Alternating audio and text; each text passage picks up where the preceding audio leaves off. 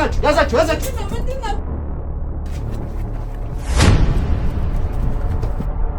እኔና ባለቤትሽ ጠብ ላይ እንደነበሩ አውቃለሁ። ጠብ ላይ በነበሩበት ሰዓት ላይም ነበር ስትታዩ የነበሩት ሁለታችሁ፣ አንቺና ዳንኤል። የእሱ ቤተሰቦች አንቺ ጋር መጥተው ሲጠይቁሽ ለማውራት ፈቃደኛ እንዳልነበርሽ ተነግሮኛል። ለምን ነበር ማውራት ፈቃደኛ ያልሽው? ሰራ የነበረው የአባቱን ስራ ስለነበረ ቤተሰቦቹ ተመካክሮ ከሱ ሙሉ በሙሉ ስራውን ተቀበሉት። እንደዚህ በቀልድ የግዛቸው ባለቤት ነኝ ብላ እዚህ ቤት መኖሯ ማለት ለእኛ በጣም ትልቅ ነገር ነው። ምክንያቱም በሰዓቱ ሰምተናል ትልቅ ንብረት ከዛ ቦታ ላይ እንደሸሸ። ቆይ የምን ንብረት ነው? እኔ የምትለው ነገር ምንም እየገባኝ አይደለም። ስለምን ንብረት ነው የምታወራው? ያው ዳንኤል ነገር እንደሚያማክርሽ ሰምቻለሁ። በጣም ጥሩ ሰው እንደሆነ፣ በጣም ብዙ እጅ እንዳለው፣ በጣም ማለት ብዙ ነገሮችን ማድረግ እንደሚችል። ግዛቸው ከዳንኤል ጋር ለመስራት ብር አንስቶት ከአንቺ ቤተሰብ ብር ወስዷል የምትይ? አዎ፣ ምክንያቱም በጣም ብዙ ገንዘብ ነበር የሚያስፈልጋቸው እና ይሄ ነገር ደግሞ ህይወታችንን ይቀይራል ብለን ተስፋ ያደረግንበት ነገር ነበር ነው የሚሰራው ዳንኤል ጋር። እኔ ከዚህ ሁሉ ነገር ለመራቅ ነው እዚህ ያለሁት። አሁን ገባካ? እኔ ከዚህ ሁሉ ጣጣ ውስጥ ላለመግባት ነው ትቼ ብቻዬን ገለልተኛው ለመኖር የወሰንኩት። አሁን እዚህ ነገር ውስጥ መግባት አልፈልግም። ያልሆነ ነገር ውስጥ እንድታስገባኝ አልፈልግም። ከዚህ በኋላ መግባት አልፈልግም ብሎ ነገር የለም። ሰምኛለሽ?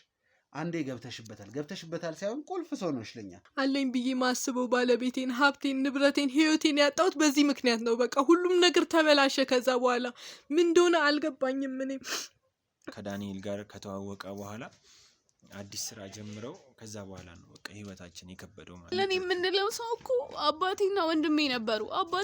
ወንድሜም ቢሆን በራሱ ወዳድ ምክንያት ከዛ ነገር ውስጥ እኛን ትቶን እዛ እዳ ውስጥ ከገባን በኋላ ያለን ንብረትን ከሸጠ በኋላ ሁሉንም ነገር ካጣን በኋላ ወንድሜም ተሰወረ እና ከዛ ህይወት ተነስተን ዛሬ ይህንን ህይወት መኖራችን ሁሌ በቃ ራሳችንን አግለን ራሳችንን ደብቀን መኖራችን በቃ ለኛ ሁሌ ህመም ነው። ዳንኤል እና ዘነበ የሚባል ሰው ያንን ፕሮጀክት እንደወሰዱ ነው የማውቀው። ያንን ፕሮጀክት ወስደው ለማልማት ለማልማት ብቻ ሳይሆን ትላልቅ ስራዎችን እንደሰሩ እዛ መሬት ላይም ነው የማውቀው። ያው በሽታዎች ምናምን ነበሩበት እና ደም ግፊት ነበረበት እና ወደው ነበር አባቴ የሚወደቀው እና ከዛ ጊዜ በኋላ ለአንድ ሳምንት ምናምን ወንድሜ ከጠፋ በኋላ ካልጋ ላይም አልተነሳም ነበር እና በቃ ብቻ ከባድ ሁኔታ ነበርን። አሁን ወንድማችሁ ይሞት ይኑር ምንም የሚታወቀው ነገር የለም ማለት ነው? እሱን እኮ ነው የምልህ። ወይ ሞቷል ተብሎ እኮ ምንም ማውጣት እኮ አንድ ነገር። በሱ ምክንያት ነው አባቴን ያጣሁት። አባቴን በዚህን ሰዓት እድሜው በጣም አርጅቶ ነበር እና በቃ ሁለተኛ አባቴ ሆናችኋል ያለን ወንድማችንን ነበር። እነዚህ ልጆች ሳያድጉ እንዴት ትዳር ታስባለህ ብሎ ያ ለዚህ መሬት ብዙ ብር ነው ያፈሰስነው። ወንድሜ በቃ አባቴን ለምኖ 3 መሬት አሽጧል። ለዚህ መሬት ብሎ ማለት ነው፣ ለዚህ ፕሮጀክት ብሎ ወደ 3 መሬት ትልልቅ መሬቶች ማለት ነው። ወይ ንብረቴ ይመለሳል ወይ ዳንኤል በህይወት ይኖራል ብሎ ዛተ ለመጨረሻ ጊዜ። ከዛ በኋላ ጭራሽ አይተነው አናውቅም። የሆነ ማምሻ ቤት ከዳንኤል ጋር እንደተገናኙ እናም እንደተተኳኩሱ ሰማን። ሄደንም ስናጣራ ምንም አይነት ጉዳት እንዳልደረሰበትና ወንድሜ ከዛ በኋላ ግን ጭራሽ ታይቶ እንደማይታወቅ በቃ አሁን ታውቃለህ ወይ ቢሞት እንደው እርማችንንም ለማውጣት ይረዳን ነበር ማለት በቃ ለኛ ቤተሰብ እሱ በጣም ትልቅ ቦታ ነው ያለው። ሄደን እንኳን ልንቀብር ስንሄድ ሬሳውን ተበታትኖ ሁሉ ነው ያገኘነው። እጁን ለብቻ እግሩ ለብቻ ሁሉም ሰውነቱ ሁሉ ተቆራርጦ ነው የተገኘ። በጣም ከፋ የሆነት በጣም ወራቶችን የሆነ አንዳንዴ የሚያውቁበት ወራት አሉና ለመሸሽ ሁሉ ይሞክራሉ ሰዎች። ማለት መሸሽ ማለት ከተማውን ሁሉ ትተው ወደ ጫካ ሁሉ ይገባሉ። የሆነ ማለት እስኪያልፍ ድረስ እያሉ ማለት ነው። ብዙ ሰዎች ከብቶች ነው የሚሞቱት። አንድም ብቻ አይደለም፣ አጋጣሚ ሆኖ የሆነ ነገር ሆኖ ሊባልም አይችልም። ብዙ ከብቶች መሞት ጀመሩ። ከዛ በቃ የሆነ ፍራቻው ሁሉ እየበዛ መምጣት። አልፎ አልፎ ሰው ይሞታል። ያ ሰው ሲሞት የሆነ ድርቅ ብሎ ነው የሚገኝ እንጂ የሆነ ማለት ወይ ቢላ ነገር ወይ ደግሞ የሆነ ሰው ሲገደል አይደል ተገሏል የምትለው እንደዚህ አይነት ነገር ምንም ነገር የለም። እዲው ደርቆ ነው የምታገኛቸው። በቃ የሆነ ማለት ልብሴን እንኳን ለያዝ ነው ያልኩት እኔ በሰዓቱ። ሌላ ምንም ነገር አላልኩትም። ልብሴን ለያዝ ብዬ ስመለስ ግን ሌላ ነገር ነው የጠበቀኝ። በአንድ ቀን አዳር እነዛ አንድ እናት አባቱ ነው ያሳደጉኝ። ማለት ያሳደጉኝ ባይሆን ብቻ በጣም ተንከባክበውኛል። ለኔ ልዩ ነበሩ። በዛ ሰዓት እነሱ ባያስጠጉኝ እኔ እስከዛሬ በህይወት እኮ አልኖርም ነበር።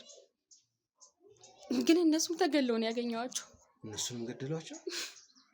በአንድ ቀን ምሽት በአንድ ቀን ወጥቼ ስመለስ ገለዋቸዋል። ምን ዳንኤል ምን አይሆንም።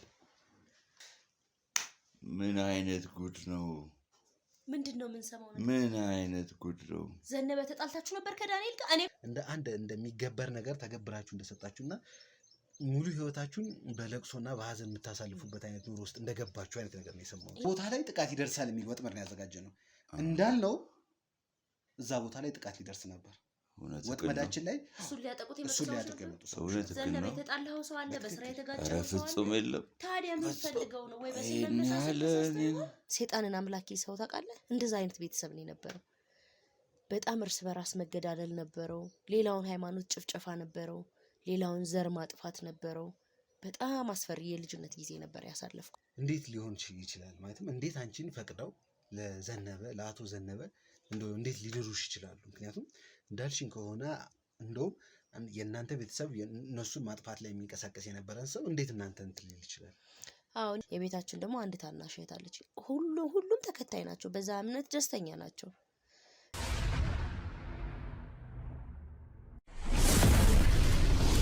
እንግዲህ ቤተሰቦች ያው እየተፈጠረና እያየን ያለው ነገር በጣም ግራ የሚያጋባ ነገር ነው። መግቢያ ላይም ትንሽ ያለውን ነገር ለመናገር ሞክሬያለሁ። እኛ ጠብቀን የመጣ ነው ነገርና እያየን ያለው ነገር በጣም ፍጹም የተለያየ ነገር ነው። ምንም ሊገባን አልቻለም። ነገሮችን እንግዲህ ያው ቤተሰቦችም ኮሜንት ላይ ብዙ ነገር እያላችሁ ነበር። በዋነኛነት እየጠረጠራችሁት ያለው ሰው አለ፣ ይህንን ነገር ያደርጋል፣ ይህንን ነገር ደግሞ ከኋላ ሆኖ ይሰራል የምትሉት እየራሳችሁን ያላችሁት ነገር አለ። አሁን ላይ ግን ትንሽ ነገሮችንና እያየንበት ያለው መንገድ እንግዲህ ሙሉ ለሙሉ የሚለውጥ ነገር ነው ያገኘነው ነገር። እውነት ለመናገር ከሆነ ያው እህታችንም ፍቃደኛ አልነበረችም። ያለውን ነገር አስረድተን ያለውን ነገር ካወራን በኋላ ፍቃደኛ ሆና እዚች ጋር ለማውራት ተቀምጣልኛለች። እንግዲህ ያለንበትንም ቤት እንደምታዩት ነው።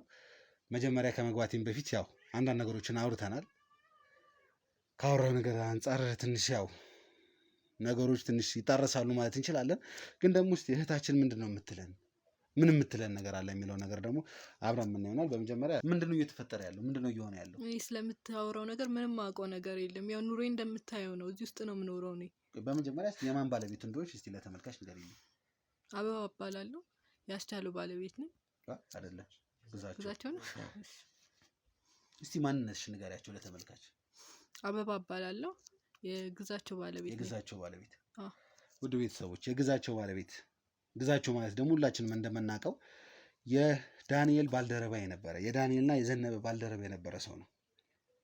እንደዚህ በቀልድ የግዛቸው ባለቤት ነኝ ብላ እዚህ ቤት መኖሯ ማለት ለእኛ በጣም ትልቅ ነገር ነው።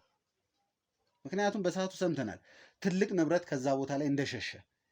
ቆይ የምን ንብረት ነው? እኔ የምትለውን ነገር ምንም እየገባኝ አይደለም። ስለምን ንብረት ነው የምታወራው? አበባን ያልሽኝ ስምሽን አይደል?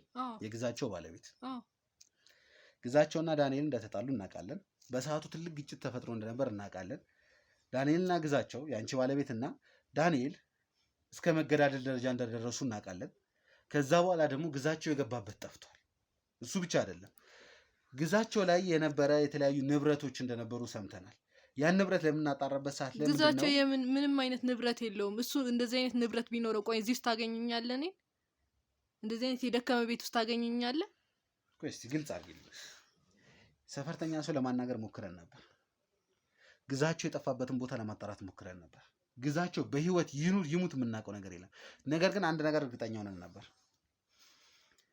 አንቺ ባለቤቱ ግዛቸውን በብዙ ነገር ስታግዡ እንደነበር፣ እሱ ብቻ አይደለም እስከ የሆነ ያህልም ተምረሽ ስለነበረ እያንዳንዱን ነገር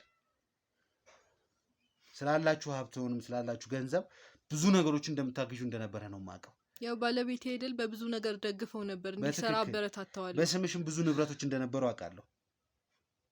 ብዙ ሰው እንደውም የተናገረው እሷን ካገኘሃት፣ አበባን ካገኘሃት ግዛቸውን ማግኘት ትችላለህ፣ በህይወት ይኑር ይሙት እያንዳንዱን ነገር አንድ በአንድ ታስረዳሃለች ነው የተባልኩት። እኔም ማውቀው ነገር የለም፣ በህይወት ይኑር ይሙት ምንም ማውቀው ነገር የለም። እኔ ካየሁት ራሱ አመታት አልፎኛል። እሱ ቢኖር እንደዚህ አይነት ኑሮ ውስጥ አልኖርም ነበረ። ግዛቸውን በህይወት አለን የለም ነው የምትይኝ? አላቅም። እንዴት ላቅ እችላለሁ? እሱ ቢኖር እንደዚህ አይነት ኑሮ ኖራለሁ? እዚህ ብቻዬን እዚህ ታገኘኛለህ? እዛ መጠጥ ቤት ውስጥ የማንም ሰካራም መጫወቻ ሆኜ እንደዚህ አይነት ስራ ምሰራ ይመስልሃል? እሱ ቢኖር ኑሮ የተስተካከለ ህይወት ነበር የምኖረው። ብዙ እቅድ ከሱ ጋር ነበረኝ፣ ግን ነገሮች እንዳለ በምን እንደሆነ አላውቅም፣ ብቻ ሁሉም ነገር ተበላሽቶብኛል። አሁን እዚች ጋር እያንዳንዱ ነገር ዝም ብለን ነካክተን ወይም ደግሞ ያለውን ነገር ትንሽ ጨረፍ ጨረፍ አድርገን የምንተወው ነገር አይደለም። እዚህ ጋር እያወራን ያለ ነው ግዛቸው የሚባል ሰው ከዳንኤል ጋር በተነሳ ጠብ ምን እንደተፈጠረ ማን ምን እንዳደረገ ግልጽ ያልሆኑ ነገሮች ብዙ ነገሮች እያመላከቱ ነው ያሉት። ለረጅም ጊዜ ከሚዲያ ጠፍቼ የነበረበት አንደኛው ምክንያት ደግሞ እናንተ ትኖሩበታላችሁ የተባለበት ቦታ ላይ አንዳንድ ነገሮችን ለማጣራት እየሞከርኩኝ ነበር። ብዙ ግለሰቦችን ብዙ እናትና አባቶችን ሳወራ ነበር። በእነሱ ነው አንዱ እዚህ ቦታ ላይ ነኝ ሲለኝ እዛ ቦታ ሲሄድ፣ አንዱ እዛ ቦታ ላይ ነኝ ሲል እዛ ቦታ ሲሄድ የነገሮች ሁሉ መጨረሻ የሆነው አዲስ አበባ እንደሆነና አዲስ አበባን አንቺ ማግኘት እንደቻለ እኔ እዚህ ትቼ የመጣሁት የራሴ ምክንያት ስላለኝ ነው። ገባካ? እናወራለን። አሁን እዚህ ጋር አንቺ የምትፈልጊው ነገር ብቻ አይደለም እኔ መስማት ያለብኝ፣ ለምጠይቅሽ ጥያቄ ነው መልስ የምፈልገው። ገባሽ አይደል? አንቺ ግዛቸው እንደዚህ ነው እንደዛ ነው ስላልሽኝ እዚህ ጋር የሚታመን ነገር የለም። ሰምኛለሽ አይደል? አዋ አንቺ እዚች ጋር የራስሽ የሆነ ትልቅ እውነት ሊኖርሽ ይችላል። እኔ ደግሞ መርማሪ ጋዜጠኛ ነኝ። ይህም ማለት እያንዳንዱን ነገር እውነታውን ልትነግሪኝ ይገባል። ምንድን ነው የምነግርህ? እውነታው እንደታውቂ ያክል ከካሜራ ኋላ ያሉትን ሰዎች እያየሽ ነው አይደል? እነዛ ሰዎች እያንዳንዷ የምትናገራቸውን ነገሮች እያጣሩ ነው። እኔ ምንም የምደብቀው ነገር የለም። እኔ ምንም የምዋሽበት ምክንያት የለኝም። የምትዋሽበት ምክንያት የለሽም? አዎ። በጣም ጥሩ። እንግዲህ ቤተሰቦች አሁን ላይ የምንገኘው ከአበባ ጋር ነው። ምንም የምዋሸው ነገር የለም። የኔ የራሱ የሆነ እውነት አለ እያለች ነው ያለችው። ምንድን ነው የሷ እውነት? ምንድን ነው የተፈጠረው የሚለውን ነገር እስኪ ከመጀመሪያ ጀምሮ እንድናወራ ፈልጋለሁ። ከመጀመሪያ ጀምሮ ስል ከተወለድሽባት ቀን ጀምሮ ነፍስ ካወቅሽባት ቀን ጀምሮ ምንድን ነው የተፈጠረው? እንዴት ከግዛቸው ጋር ልትገናኝ ይቻልሽ? የት ተማርሽ? የት አደግሽ? የሚለውን ሁሉ ማወቅ ፈልጋለሁ። ነግሬሻለሁ። አንድ ስህተት ትልቅ ዋጋ ነው የምታስከፍልሽ። ቆይ ይሄ ነገር ለአንተ ምን ይጠቅማል? ስለ እኔ ያኗኗር ሁኔታ ምን ይጠቅማል? ምን ይጠቅማል ማለት ግዛቸው የት ነው ያለው? የምታውቂው ነገር አለ? አላውቅም። አንቺ ቤተሰብ ላይ የተፈጠረው የምታውቂው ነገር አለ? በእናንተ ቤተሰብና ጓደኛሽ፣ ፍቅረኛሽ፣ ባለቤትሽ ግዛቸው የሚባል ሰው አብሮት ከሚሰራው ዳንኤል ጋር እኔ ከዚህ ሁሉ ነገር ለመራቅ ነው እዚህ ያለሁት። አሁን ገባካ? እኔ ከዚህ ሁሉ ጣጣ ውስጥ ላለመግባት ነው ትቼ ብቻዬን ገለልተኛው ለመኖር የወሰንኩት። አሁን እዚህ ነገር ውስጥ መግባት አልፈልግም። ያልሆነ ነገር ውስጥ እንድታስገባኝ አልፈልግም። ከዚህ በኋላ መግባት አልፈልግም ብሎ ነገር የለም። ሰምኛለሽ? አንዴ ገብተሽበታል ሳይሆን ቁልፍ ሰው ነሽ ለኛ። ይሄን ያክል የምናገረው ነገር ለእናንተ ይጠቅማል? አንድ ነገር ልታውቂ እፈልጋለሁ። ግዛቸው የሚባለው ሰው ከዳንኤል ጋር ለረጅም ጊዜ ብዙ ስራ እንደሰራ አውቃለሁ። ዳንኤል የሚባለው ሰው ደግሞ በከፍተኛ ወንጀል የሚፈለግ ሰው ነው። የራሱን ሰዎች አሰማርቶ መርማሪ ጋዜጠኞች ላይ ትልቅ ጥቃት ሊያደርስ እየሞከረ እንዳለ፣ በዚሁ አጋጣሚ ደግሞ ጥቃት የደረሰባቸውን ጋዜጠኞች እንዳሉ እንድታውቂ እፈልጋለሁ። ይህም ማለት አንድ ጋዜጠኛ መርማሪ ጋዜጠኛ የሆነ ነገር ማለት ያ ጋዜጠኛ ማለት ወንድም እና የዳንኤል ወንጀል ከኔ ጋር ምን ያገናኘዋል? እሱን መጨረሻ ላይ የምታውቂ ይሆናል። አንቺ የአንቺ ባለቤት የአንቺ ቤተሰብ እያንዳንዱን ነገር ነው የማወራው። ምክንያቱም ዳንኤል ከአንቺ ቤተሰብ ጋር ጭምር ግንኙነት እንዳላቸው መረጃዎች እየተሰጡኝ ነው ያሉት። ገባሽ አይደል? ከአንቺ ቤተሰብ ጋር ዳንኤል ከአንቺ ቤተሰብ ጋር ግንኙነት አለው እያልኩሽ ነው። ለዛም ነው ስለአንቺ ማወቅ የምፈልገው። እሺ፣ ችግር የለውም። በጣም ጥሩ። ስለዚህ እስቲ አውሪ፣ የት ነው የተወለድሽው? የተወለድኩት ክፍለ ሀገር ነው። ያው ከግዛቸው ጋር ተመሳሳይ ሀገር ነበረ። እሺ። እና የምኖረው ከቤተሰቦቼ ጋር ነበረ። ያው ቤተሰቦቼ ጋር ነበር። እዛው ነው የተማርኩት፣ እዛው ነው ያደግኩት። እና ቤተሰቦቼ ህንጻ መሳሪያ አላቸው እና በትምህርቴም ብዙም ስላልነበርኩኝ እነሱን ነበር ማገዛው። ያው ትምህርት ቤትም እያለሁ ያው እነሱ እያገዝኳቸው ነበር የምሰራው እና ያው ለትምህርት ብዙም ፍላጎት ስላልነበረኝ ቀጥታ ወደ ስራው ነው የገባሁት አቋርጬ ትምህርቴ። ቤተሰቦች ፍቃደኛ ነበሩ በዛ? ያው ትንሽ ቅሬታ ነበራቸው፣ ግን ያው ስራውን ላይ በደንብ እያገዝኳቸው ስለነበረ እነሱም ሌላ ስራ እንዲሰሩ እየረዳዋቸው ስለነበረ ፍቃደኛ ሆኑ። ህንጻ መሳሪያው ላይ በደንብ ልምድም ስላለኝ በደንብ እየሰራው እያገዝኳቸው፣ አጋጣሚ ግዛቸው ደግሞ ከኔ እቃ እየወስድ ነበረ እየመጣ፣ በዛ ነው የተዋወቅነው ከሱ ጋር።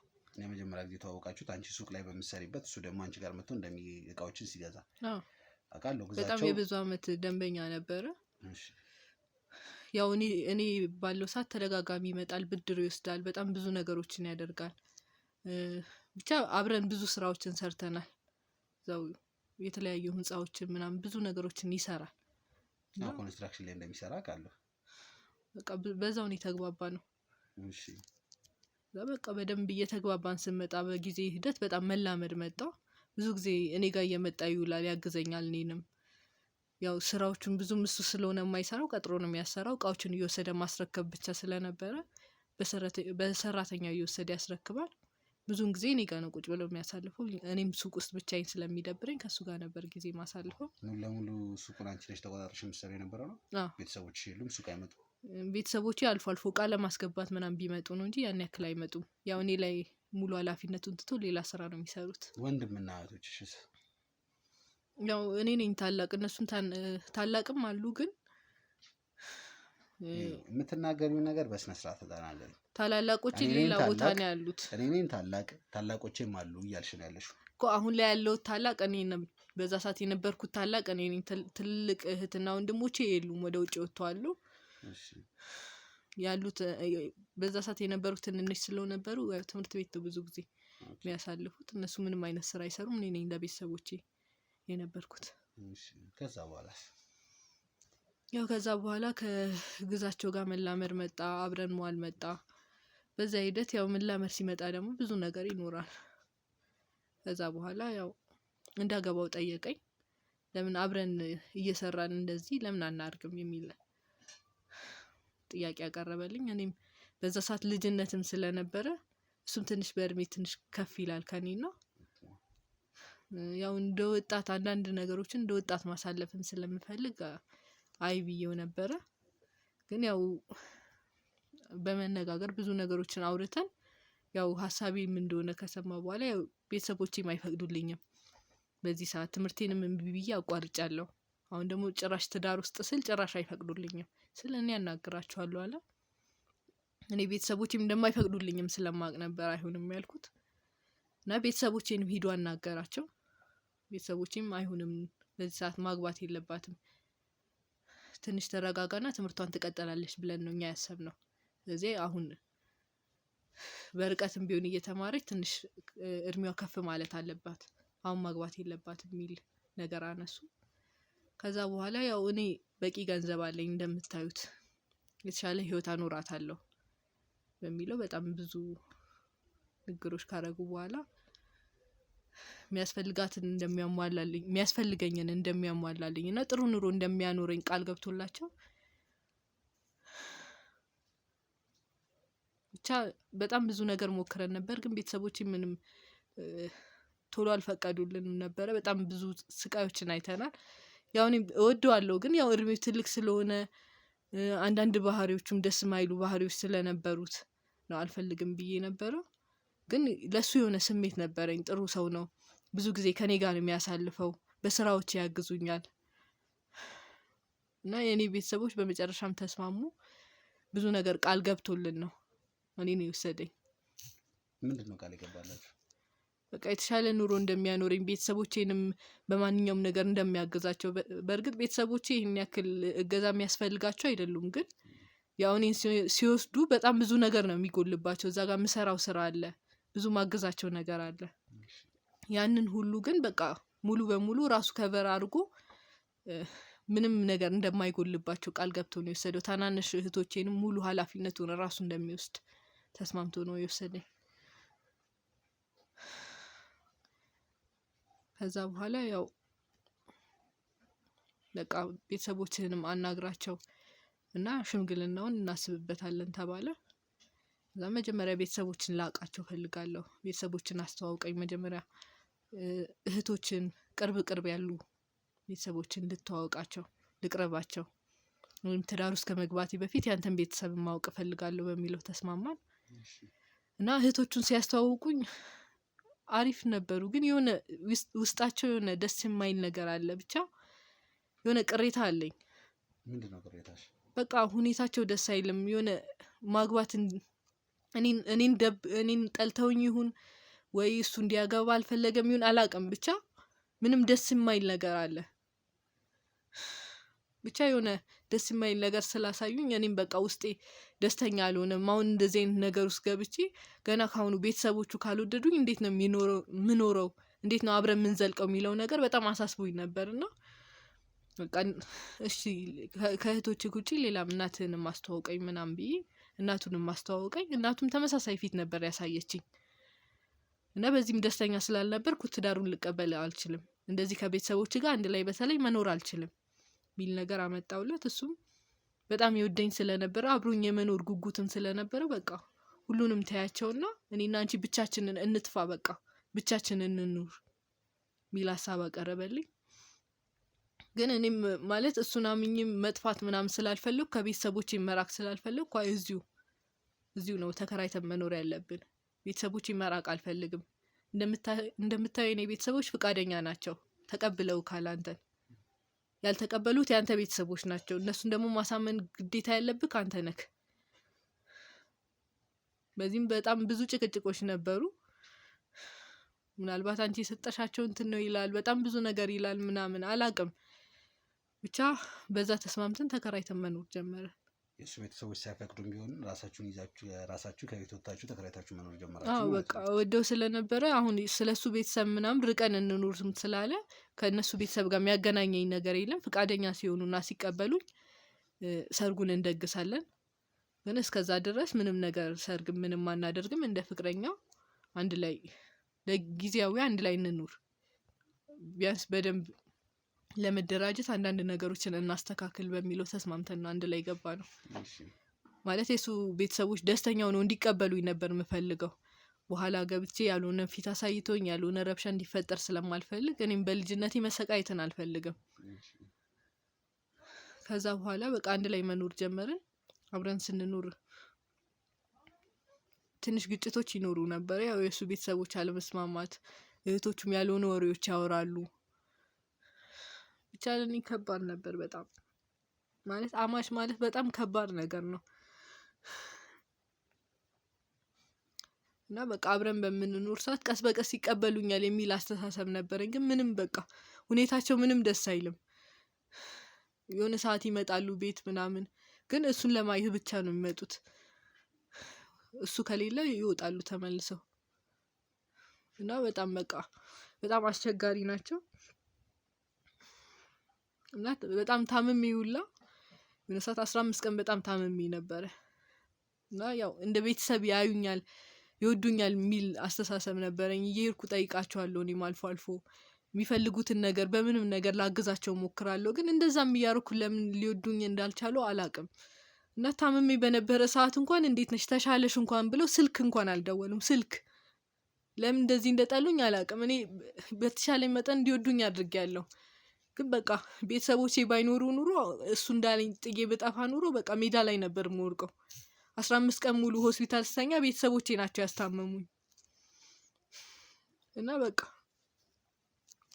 ትንሽ የምትናገሪው ነገር በጣም ተቃራኒ እየሆነብኝ ነው እና አንዳንድ ነገሮችን ለማጣራት ሞክሬ ነበርና እንደሰማሁት ግን አንቺና እሱ ግንኙነት ከጀመራችሁ በኋላ እሱ ሙሉ ለሙሉ ቤተሰቦቹን እንደተወና እያንዳንዱ ነገሮች ለአንቺና ለቤተሰቦችሽ ብቻ ሲያደርግ እንደነበረ ነው የሰማሁት።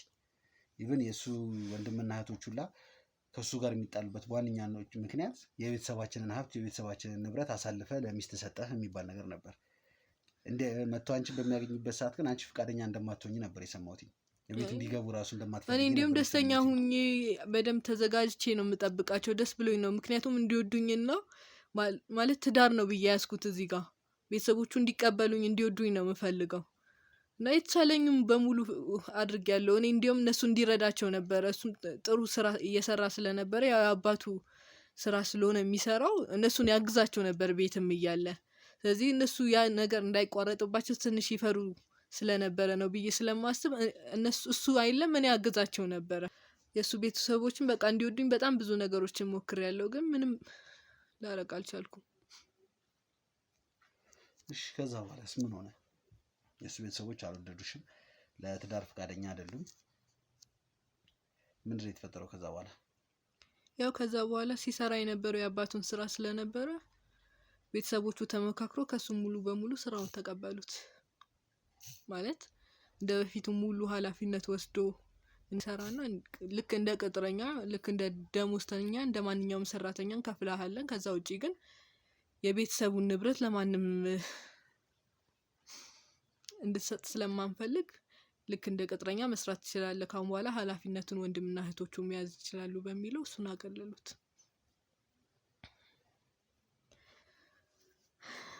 ከዛ በኋላ ያው ራሳችን መጣጣር ነው የጀመርነው። እኔም ቤተሰቦቼን እሱ ላይ ተማምኜ ብዙ ነገር ብዬ ስለወጣው ከቤተሰቦቼ ድጋሚ ድጋፍ መውሰድ አልችልም። ያው ምንም ቢሆን ሴት ልጅ ነኝ፣ ተመልሼ እናት አባቴ ጋር ሂጄ ድጋፍ መጠየቅ አልችልም።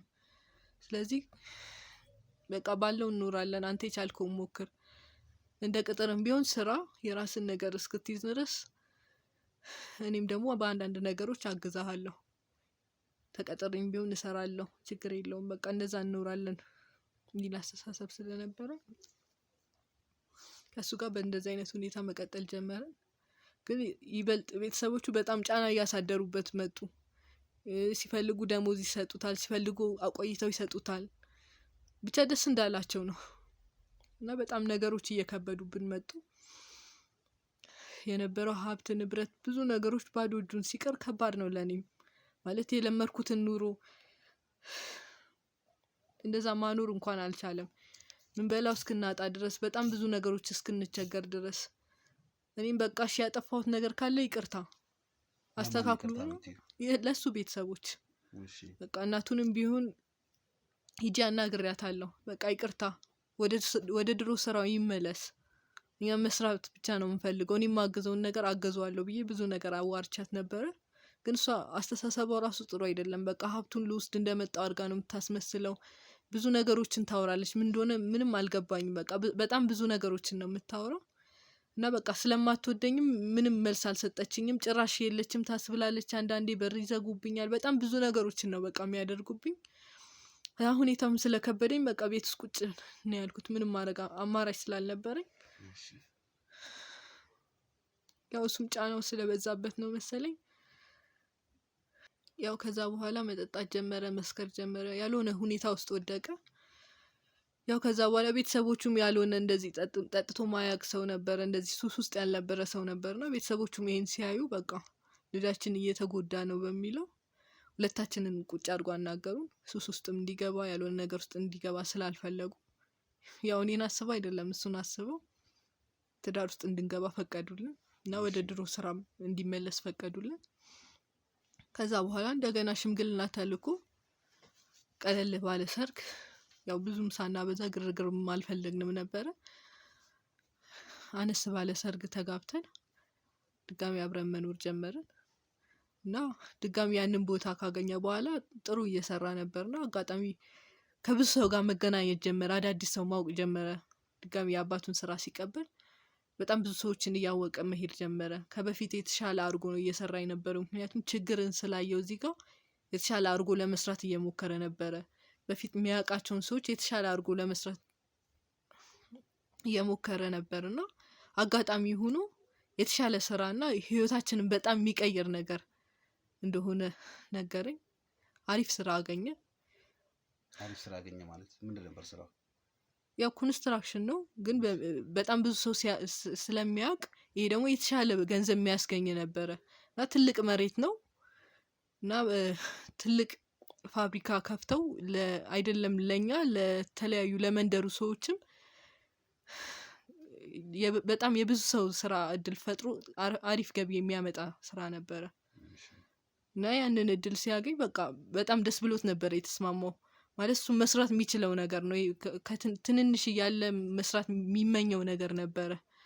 የዛን ሰዓትም ሲፈልገው የነበረ ስራ ስለነበረ በቃ በጣም ደስ ብሎት ነው የተቀበለው እና በዛ ስራም ነው ከዳንኤል ጋር የተዋወቁት። በጣም ጥሩ። ስለዚህ እዚህ ጋር የተዋወቁት ማለት ነው ከዳንኤል ጋር።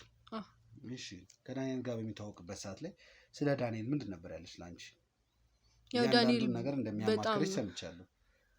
በጣም ጥሩ ሰው እንደሆነ፣ በጣም ብዙ እጅ እንዳለው፣ በጣም ማለት ብዙ ነገሮችን ማድረግ እንደሚችል ነው የነገረኝ። እሺ። ስለዚህ አብዛኛው ኃላፊነቱን ለሱ ነበር የሰጠው። ማለት ዳንኤል የመሬቱን ጉዳይ ምናምን ሁሉን ነገር እሱ እንዲያስጨርስ፣ ግዛቸው ደግሞ የሚያስፈልገውን ማቴሪያሎች ለግንባታው የሚያስፈልግ እቃዎችን እሱ እንደሚያቀርብ ተስማምቶ፣ ምክንያቱም እኔም ስሰራ ስለነበረ እና እሱም በኮንስትራክሽን ስራ ላይ በጣም ብዙ ስሰራ ስለነበረ ብዙ እቃዎችን ማግኘት ስለሚችል እሱ ያንን እንዲያቀርብ፣ እሱ ደግሞ መሬቱን እንዲያስጨርስ ተስማምተው እና ዳንኤልም የመሬቱን ጉዳይ እንዲጨርስለት ነበር ተስማምተው የጀመሩት።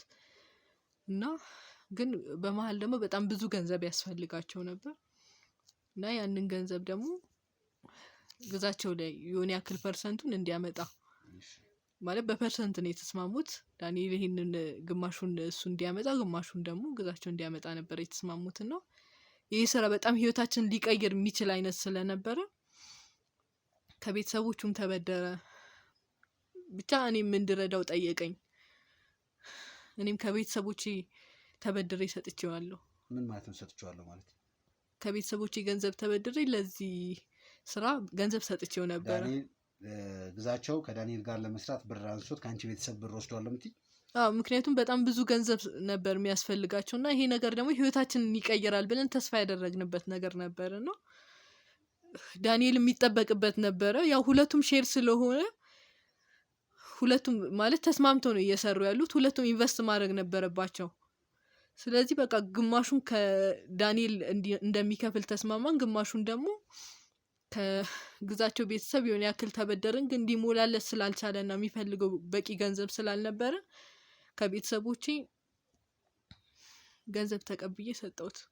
እሺ ማለት በቃ በአጭር ጊዜ ውስጥ እንደሚመልስ፣ ስራው የሚፈጀው ቢበዛ 2 አመት፣ በጣም ቆየ ከተባለ ራሱ 3 አመት ቢፈጅ ነው። ያው ገንዘቡ ደግሞ በቂ ገንዘብ እጃችን ላይ ካለ በአመት ውስጥም ሊያልቅ እንደሚችል እና በጣም ትርፋማ እንደምንሆን ስላሳመነኝ በአመት ውስጥ እከፍላለሁ የሚል አስተሳሰብ ስለነበረኝ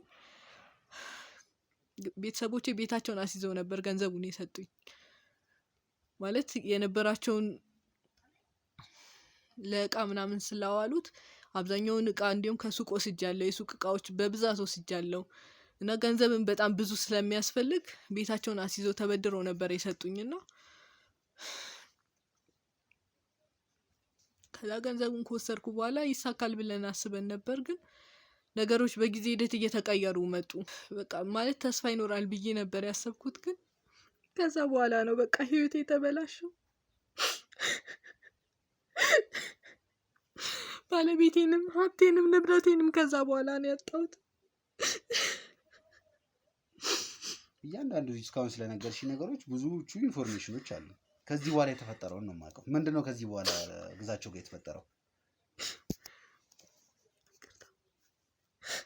ማለት በጣም ብዙ ነገሮችን ያጣሁት ከዚህ በኋላ ነው። በቃ ይቅርታ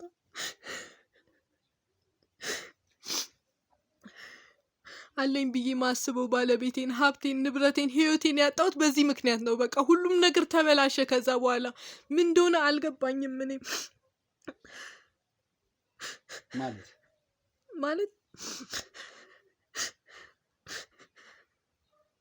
ማለት ተስፋ ያደረግንበት መሬት ግንባታው ግማሽ ከደረሰ በኋላ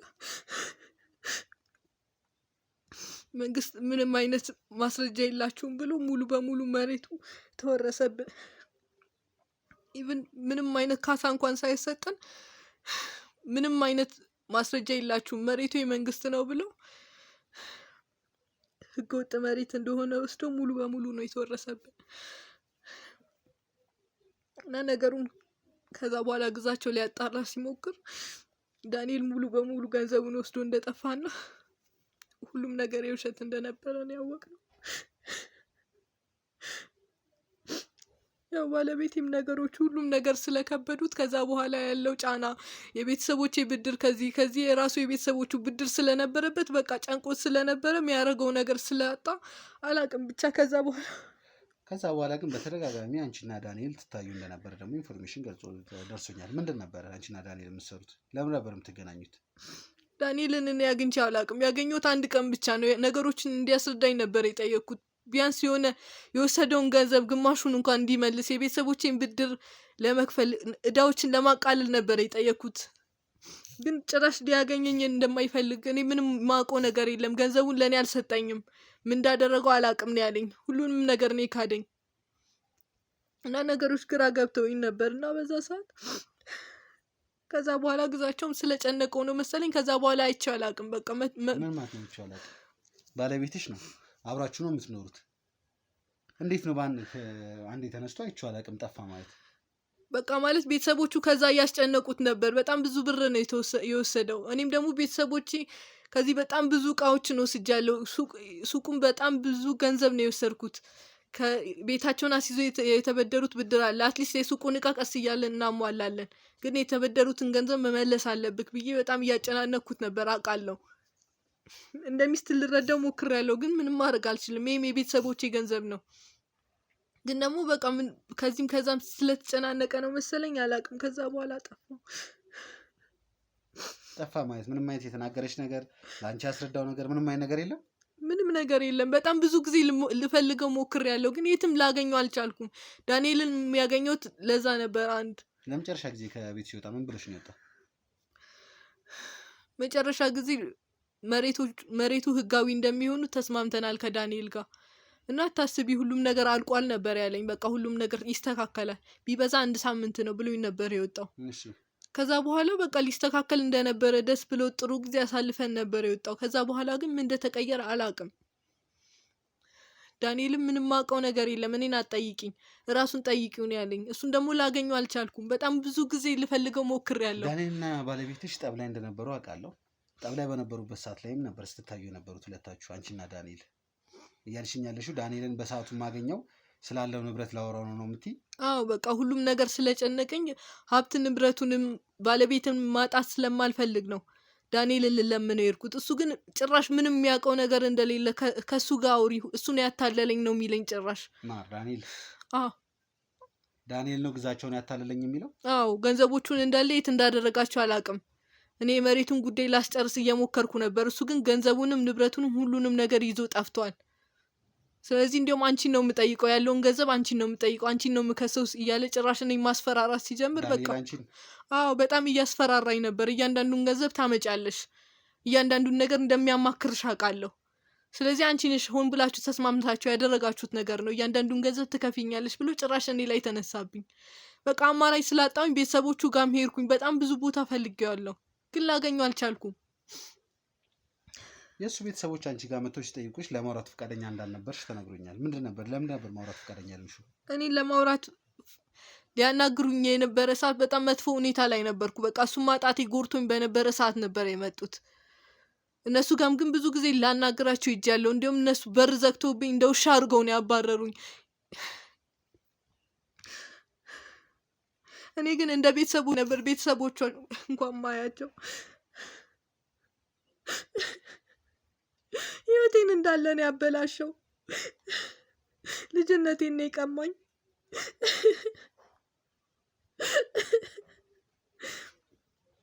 ከዚህ የዳንኤል ማስፈራሪያ፣ ከዚህ የቤተሰቦቼ ገንዘቡን አምጪ፣ ቤቱን አስይዘን አምነንሽ ሰተንሽ፣ ከዚህ የእሱ ቤተሰብ ራስሽ ነሽ ግዛቸውን የገደልሽው፣ ልጄን ገደልሽ እያለች እናትየው ትነዘንዘኛለች። አማራጭ ሳጣ ነው በቃ ወደዚህ ጠፍቼ የመጣሁት። እንደዚህ አይነት ህይወት የምኖረው አማራጭ ሳጣ ነው። በቃ እዛ ሁኜ ምንም ሰላም ላገኝ አልቻልኩም። የቤት ክራይ መክፈል አቃተኝ፣ የምበላው የምጠጣው አጣው። ከዛ በቃ ሁሉንም ነገር ጥዬ ወደዚህ መጣሁ። ማንም